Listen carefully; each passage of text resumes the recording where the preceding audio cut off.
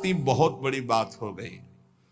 आप लोग यदि बाहर हैं तो आपसे प्रार्थना है कि प्रियाजू से रोज प्रार्थना करें, भले कभी ना बास हो पावे पर हमारी बात मानना, रोज प्रार्थना करें, प्रियाजू मुझे वृंदावन वास दे दो। प्रियाजू एक दिन में एक बार प्रार्थना तो जरूर करें, कई बार करें तो बहुत बड़ा लाभ, एक बार जरूर बोला करें कि हे प्रियाजू, यद्यपि मेरे में किंचन मात्र योग्यता नहीं और सामर्थ्य नहीं, पर मैं आपसे प्रार्थना करती हूँ, भीख मांगती हूं कि आप मुझे वृंदावन वास दीजिए। आप निश्चित मानना कहीं भी शरीर छोड़ोगे तो आपको वृंदावन वास मिलेगा। मेरी प्रियाजू इतनी कृपालु हैं कि जिसने मांगा भी नहीं वृंदावन वास, उनके परिवार के लोग वृंदावन वास कर रहे हैं, उनको वृंदावन वास मिल गया, अखंड वृंदावन वास, मतलब जीवन वृंदावन की चिदानंद भूमि में प्रवेश पा गया। बड़ा आश्चर्य में प्रियाजू संबंध का निर्वाह करती हैं। यदि आप रोज वृंदावन वास की बात मांगेंगे तो परम कल्याण हो जाएगा। देखो, परम कल्याण होना बहुत कठिन, बातें बनाना अलग है। ये जन्म हमारा आखिरी हो, इसमें पूरा का पूरा विश्वास हमें श्री जी की कृपा पर है, साधना पर नहीं है। हम अपनी बात कह रहे हैं, मेरी लाडली जू की कृपा पर है। वो ऐसी करुणामयी हैं, ऐसी कृपा सिंधु है, बस उनकी बात होते ही जबान में ताकत नहीं कि हम बोल सके उनकी करुणा पर। यद्यपि हरि करुणा समुद्र है, पर हरि के करुणा समुद्र का सार हमारी प्रियाजू करुणामयी। नीच पापी से भी पापी को ऐसा पद प्रदान करती हैं, पूछो। हमारी प्रियाजू का ही तो स्वरूप हितजू महाराज हैं, नरवाहन जी। कोई ऐसी कृत्य नहीं जो ना किए हो। नरवाहन जी घोर हिंसक स्वभाव, पूरा ब्रजमंडल थरथर कांपता था, राजा नरवाहन कहे जाते थे, और एक सेना थी इनकी पूरी। किसी को भी बंदी बना लेना, लूट लेना, मारना, ये स्वभाव। हितजू महाराज की एक करुणा दृष्टि हुई, उनके हृदय में राधा वल्लभ श्री हरिवंश नाम की प्रियता पहले जागृत हुई। जे ही शरण में आए तो नरवाहन प्रभु निहार, लोचन भरी घोष नारी, नख सिख सौंदर्य काम दुख निकंद। ऐसी हमारी हित सजनी जो हैं कि ऐसे नरवाहन जी को सीधे नित्य विहार का दर्शन करा रहे हैं। ऐसे ही हमारे गुरुदेव करुणा में है। जैसे आचार्य का स्वभाव देखा तो हमारी इष्ट महारानी जी का और आचार्य का एक स्वभाव देखा। जैसा श्री जी का स्वभाव वैसा हित सजनी जी का स्वभाव, और जो हित सजनी जी का स्वभाव वही गुरुदेव का स्वभाव देखा। मतलब इष्ट ही आचार्य, आचार्य ही गुरुदेव। गुरुदेव का बड़ा करुणामय स्वभाव देखा, जैसा स्वामिनी का स्वभाव। मेरी स्वामिनी सब ठीक कर देंगे। आप लाखों कोस दूर हो, हमारे प्रियाजू की शरण में हो, रोज वृंदावन का प्रार्थना है। अगर आपको वृंदावन दिव्य वास करना है, प्रियाजू की सेवा में जाना है, महासुख है श्यामा श्याम की सेवा करना, तो एक बात हमारी मान लेना, रोज वृंदावन की परिक्रमा करना मानसिक। एक बार परिक्रमा कर लो और अपने दिमाग में बैठा लो, रोज आकर के संत संग करना, 5 मिनट आकर राधा केल कुंज में बैठना। गए, प्रणाम किया, दर्शन किया, सत्संग हो रहा था, फिर परिक्रमा में उतरे, फिर परिक्रमा से धीरे धीरे जुगल घाट, केसी घाट, ऐसे परिक्रमा। वृंदावन को चिंतवन यह है दीप उर्बार, कोटि जन्म के अगतमय काट करे उजियार। और रोज प्रार्थना कि श्री जी मुझे वृंदावन वास दो। ये 2 बातें आपको दिव्य वृंदावन पहुंचा देंगी। और राधा वल्लभ लाल को हृदय ध्यान मुख नाम, ये आचार्य चरण का आदेश है। अगर राधा वल्लभ नाम चल रहा है तो ध्यान रखना, कोई भी विघ्न तुम्हें परास्त नहीं कर सकता। आनी होती आनी,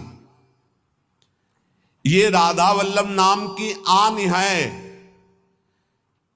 हरिराम व्यास जी के वचन, साप ताप रोग शोक दारुण दुखहारी। जो राधा वल्लभ श्री हरिवंश नाम जप करते, किसी की ताकत नहीं, साप दे देगा उसको ऊपर लागू हो जाए। कोई ताप, कोई पाप, कोई रोग, कोई शोक नहीं। और सुनो, ये शनि शुक्र राहु केतु, ये ग्रह नक्षत्र विनायक भूत प्रेत पिशाच, जिनकी जिब्या पे राधा वल्लभ श्री हरिवंश नाम है, गरज कर कह रहे हैं। जिसको इस बात की परीक्षा करनी हो कर लेना। राधा वल्लभ नाम जापक के ऊपर कभी कोई प्रेत, पिशाच, विनायक, भूत इनका आवेश नहीं हो सकता, ये स्पर्श नहीं कर सकते। वाणी जी हमारे यहां प्रमाण है। सेवक जी महाराज कह रहे राधा वल्लभ भजत भज भली भली सब होए, जिते विनायक शुभ अशुभ विघ्न करे नहीं कोई। विघ्न करे नहीं कोई, डरे कलिकाल। कलयुग डरता है राधा वल्लभ नाम जापक से। डरे कलिकाल कष्ट भय, हरे सकल संताप हरसि हरिनाम जपत जय। निरंतर नाम जप करते हुए हमें बिल्कुल निर्भय रहना है, किसी के जंतुर बंधवाने की कोशिश मत करना कि राधा वल्लभ नाम जापक जो है बोले कहां जा रहा है, बोले वहां जंतुर बंधवाने जा रहा है। भयभीत मत होना।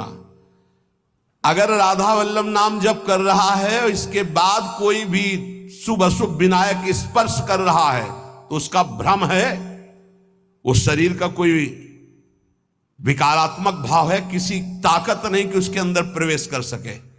हम भूतों की जगह में रहे हैं, स्मशान में, गंगा किनारे विचरण के, तो स्मशाने में कभी कभी सोना हुआ है। राधे राधे, कोई परेशानी नहीं। भूत जानते हो किसके ऊपर चढ़ते हैं? अपने सजाती के ऊपर। भूत के ऊपर भूत चढ़ते हैं। सजाती कौन होते हैं? भूत कौन है? न जो नाम जपना, न भजन करना, जो मांस खाते हैं, शराब पीते हैं, व्यभिचार करते हैं, भूत कहते हैं हमारे सजाती हैं, हम इनसे मिलेंगे। नाम जापक के ऊपर कोई आक्रमण कर सके ऐसा, तो ये इसलिए कह रहे हैं कि कभी ऐसा एक प्रश्न आया था कि मान लो हमारे ऊपर कोई विपत्ति आवे, कोई संकट आवे, तो जैसे कहते हैं ना कि महावीर जब नाम सुनावे भूत पिशाच निकट नहीं आवे, तो बोले फिर जैसे कभी ऐसा हो तो हम हनुमान जी हनुमान जी हनुमान जी ऐसे, या हनुमान चालीसा, तो निषेध नहीं है, वो भगवान के महाभागवत हैं, कोई इसमें निषेध, पर हम लोग अनन्य हैं प्रिया प्रीतम के। तो हनुमान जी महाराज दास हैं हरि के, वो हरि जहाँ माथा रखते हैं वो गोरे चरणारविंद हैं, और वहीं हमारा माथा रखा हुआ है, तो हम तो बोलेंगे जय प्रियाजू की। और फिर हमको बतावे कौन भूत प्रेत कहाँ चढ़ जाए। या किसी को लगता हो कि राधा नाम जापक के ऊपर भूत चढ़ा सकते हैं तो भिजवाना हमारे पास, राधा वल्लभ कुंज कुटीर में भिजवा देना, यही भूत लगा दे, उसको भी श्री जी की सहचरी बना देंगे। हाँ, डरना नहीं, डरना नहीं। श्री जी के जन होकर कभी ऐसी बात मत कर लेना जिससे हमारी श्री जी से तुम्हें दूरी बनानी पड़े। एक बात हम ये बहुत सावधानी कह रहे हैं, किसी ने तुम्हें बता दिया कि तुम्हारे ऊपर शनिचर चढ़ा हुआ है, तो हरिवंश महाप्रभु का पद पढ़ लेना स्फुटवाणी में, जो पे कृष्ण चरण मन अर्पित तो करिहा का नवग्रह रंक। तेल चढ़ाने मत जाना। बोले अरे शनिचर के श्रद्धा, अगर तुम तेल चढ़ाने गए तो शनिचर चढ़ जाएगा तुम्हारे ऊपर पक्का, क्योंकि तुम विमुख हो रहे हो अपने इष्ट से, और अगर इष्ट निष्ठा में रहे तो शनिचर तुम्हें प्रणाम करेगा और कहेगा 7.5 नहीं, हम अगर 14 में भी पहुंच जाएंगे तो तुम्हारा बाल बाका ले करेंगे, क्योंकि तुम प्रियालाल के शरणागत हो। और अगर भगवान के चरणों में मन नहीं लगा तो तुम कुछ कर लो, तुम्हारा अहित और अमंगल ही होगा। पक्का विश्वास रखो हमारी इस बात पर, कहीं कुछ कर मत लेना, नहीं तो अनन्यता में फर्क पड़ जाएगा। एक बार रनवारी के महात्मा विचार किए कि द्वारिकापुरी दर्शन करने जा रहे हैं, तो श्री जी ने स्वप्न में कहा कि मत जाना, तुम हमारी दासी हो, वहां मत जाना। और उठे और विचार किया कि स्वप्न ही तो था, चले गए। वहां छाप लगती तप्त मुद्रा की, शंख चक्र आदि की, तो वैष्णव प्रायः सौभाग्य होता है, लेकिन हमारा सौभाग्य नहीं होगा, हम प्रियादासी हैं। ये शंख चक्र की छाप हमारे लिए नहीं है, हरिदासों के लिए है, जो भगवत दासत्व दास भाव से है। वो लगवाए आ गए, और जो ही ध्यान, तो न श्री जी न लाल जी यहाँ के। अब बड़े विकल हुए, फिर स्वप्न में आवाज आई, श्री जी नहीं दिखाई दी, पहले में श्री जी भी दिखाई दी थी। आवाज आई कि बाबा अब तो तुम हमारी दासी नहीं रह गई, अब तो सत्यभामा की दासी रह गई, क्योंकि चक्र का आदि का चिन्ह लगवा के आ गए, अब तुम हमारे निकुंज में प्रवेश नहीं पाओगे। वो विराग्नि की आप कथा पढ़ के देख लो कि शरीर भस्म हो गया, प्रगट शरीर भस्म हो गया। श्री जी नहीं आई इतनी। ये बात ध्यान रखना, कहीं किसी का जंतुर मत बंधवा लेना गले में। बोले शनिचर का जंतुर है, घोड़े की नाल की अंगूठी है, क्योंकि वो अशुभ नष्ट हो जाएंगे। जब तुम्हें कहीं ऐसा लगे कि तुम्हारे ऊपर किसी का अनिष्ट होने वाला है तो वृंदावन की रज लगा लेना, फिर हमें बता देना कौन अनिष्ट है। कोई अनिष्ट नहीं कर सकता। जिते विनायक शुभ अशुभ विघ्न करे नहीं। कोई हमारी बात को, प्रार्थना को मान लेना नहीं, हमारे श्री जी की शरणागति में कलंक लग जाएगा। कभी झाड़ फूंक मत छू करवाना। हम देखते हैं ना, ये शरणागत तो हो जाते हैं लेकिन अपनी अनन्य निष्ठा नहीं जान पाते। बोले कुछ बाहरी चक्कर, बाहरी चक्कर है तुम्हारी बुद्धि का चक्कर है। श्री जी के अनन्य हो जाओ, कहीं कुछ नहीं है। तुम्हें जहां लगता हो कि यहां डर है, वहां जाके बोलना राधा वल्लभ श्री हरिवंश। अगर वो न डर जाए जिसे डर कहते तो हमें बताना। कोई डर नहीं, त्रिभुवन में डर नहीं। ये जो हम कह रहे हैं इसको अच्छी तरह समझ लो और अपने श्यामा श्याम के अनन्य होकर के उनके नाम जप में निरंतर लग जाओ। और एक ध्यान रखना,